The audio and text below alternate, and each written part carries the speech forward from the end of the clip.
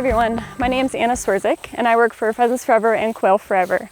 I got interested in wildlife and conservation at a really early age and was really interested in insects and wildlife and the habitats that they lived in.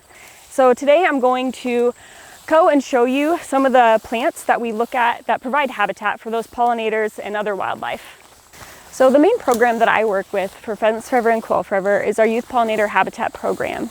And what that program does is work with our chapters that we have across the US. So this program targets mostly youth and also community groups to get them in the outdoors, talk to them about pollinators, habitat conservation, and to get them to actually hands-on plant this habitat in the ground. So one of the main plants that we look at, that we always have in these mixtures is milkweed. And the reason we do that is because the monarch butterfly will only lay its eggs on a milkweed plant. So there's over 100 different species of milkweeds within the US. This is a species of milkweed right here. And how you can tell if it's a milkweed plant or not is you can pull off one of the leaves and it'll have a milky substance that comes out of it.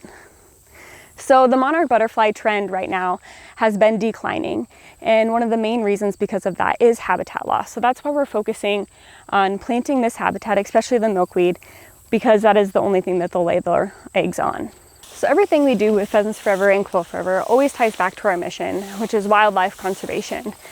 And that is something that I am really passionate about, not only the conservation of wildlife and pheasants and quail, but also the education of others as well about that habitat. And so the main connection between pollinators and pheasants and quail, it might not seem so obvious, but pheasants and quail within the first 4 to 6 weeks of their life, along with many other songbirds, only eat small soft-bodied insects, which you can guess are actually pollinators.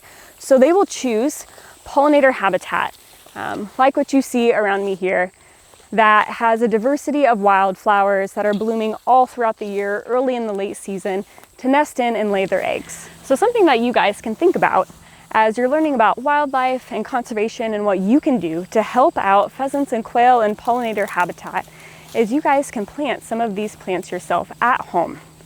And so that will help provide not only pollinator habitat and stuff that they can use, but if you're in more of a rural area, this can be a nesting area for pheasants and quail.